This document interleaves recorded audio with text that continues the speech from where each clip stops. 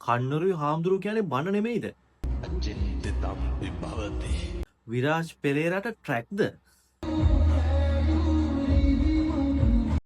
කන්නරුවේ සිරිදම්ම හාමුදුරුවන්ගේ බණකදී විරාජ් පෙරේරා ඇවිල්ලා සින්දුවක් කියලා පොඩි ඇක්ට් එකක් දාන වීඩියෝ එක මේ දවස්වල වෛරල් වෙලා තියෙනවා. ඒ විතරක් නෙමෙයි ග්‍රවුන්ඩ් එකේ මිනිස්සු පිරීලා නිකන් මෙගා බ්ලාස්ට් එකක් බලන්න ඇවිත් වගේ. කොහොමත් කන්නරුවේ හාමුදුරුවන්ගේ බණක් තියෙනවා කිව්වහම ග්‍රවුන්ඩ් පිරෙන්න මිනිස්සු එකතු වෙනවා. බණ කියන වෙලාවට සින්දු ගැලපෙන්නේ නැහැලු, බුද්ධ ආගමට සින්දු ගැලපෙන්නේ නැහැලු, හාමුදුරුවෝ කියන්නේ ඇත්ත බණ නෙමෙයිලු, මේක රැල්ලක්ලු, කතන්දර ගොඩයි. සංගීතය කියන්නේ මිනිස්සුන්ගේ හිත් සනසන්න තියෙන දෙයක්. බුද්ධ ආගම කියන්නේ මිනිස්සුන්ගේ හිත් නිවන්න තියෙන දෙයක්.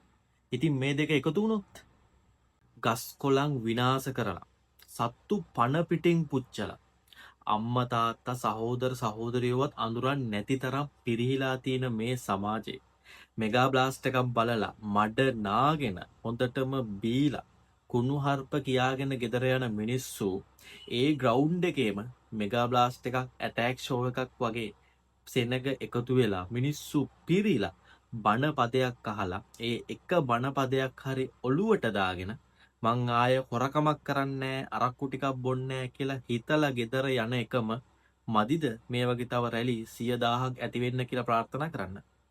විරාජ් වගේ සිරිදම්ම හාමුදුරුවෝ වගේ 100,000ක් දෙනා තව මේ රටේ ඇති වුණාවේ.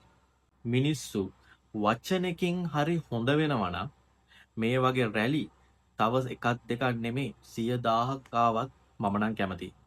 ඔයා මොකද හිතන්නේ?